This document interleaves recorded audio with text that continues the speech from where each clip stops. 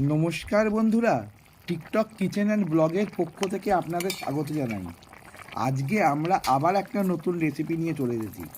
আজকের রেসিপি হলো chicken soup. জানেন বন্ধুরা, এই চিকেন স্যুপ খেলে কি হয়?